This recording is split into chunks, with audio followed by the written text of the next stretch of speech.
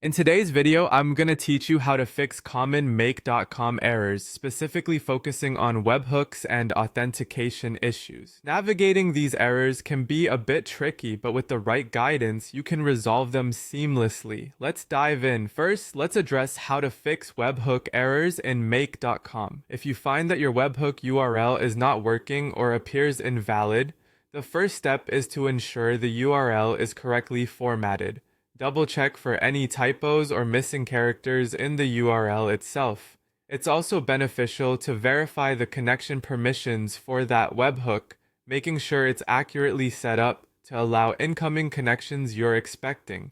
Sometimes you might run into an issue where your webhook is not triggering at all. In this case, you'll want to confirm that all the conditions for triggering are met and correctly defined. Ensuring that data reaching the webhook meets all the necessary criteria avoids confusion. Let's move on to another common webhook snag: wrong data mapping. If you've got your webhook firing but processing unexpected outputs, this could be your culprit. Check your mappings. Make sure each field corresponds correctly to the incoming data structure. Incorrect mapping can lead to mixed signals, which often results in frustration. Taking the time to cross-reference your mapping settings makes a big difference. Turning our attention to authentication issues, one frequent problem you might face is when the OAuth token expires or becomes invalid. The solution here often lies in refreshing your token or reauthorizing the connection.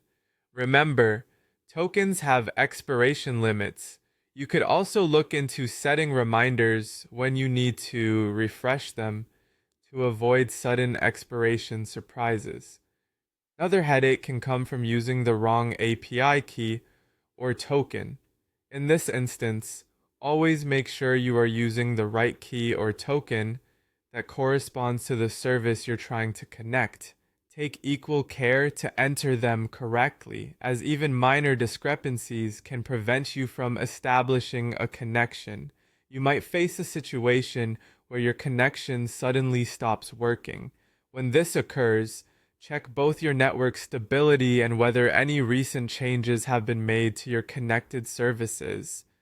Sometimes maintenance updates might interfere with your connection, so staying informed is key. Finally, let's cover some pro tips to avoid future errors. Always document your processes and any changes you make. This not only aids in troubleshooting, but enhances your understanding of the systems you're working with. Regular intervals for system audits can help you catch potential errors before they become problematic, keeping everything running smoothly. By keeping these tips in mind and following the steps I've outlined, you'll be well equipped to tackle and fix common make.com errors efficiently. Thanks for watching, and I hope you feel more confident in navigating these challenges.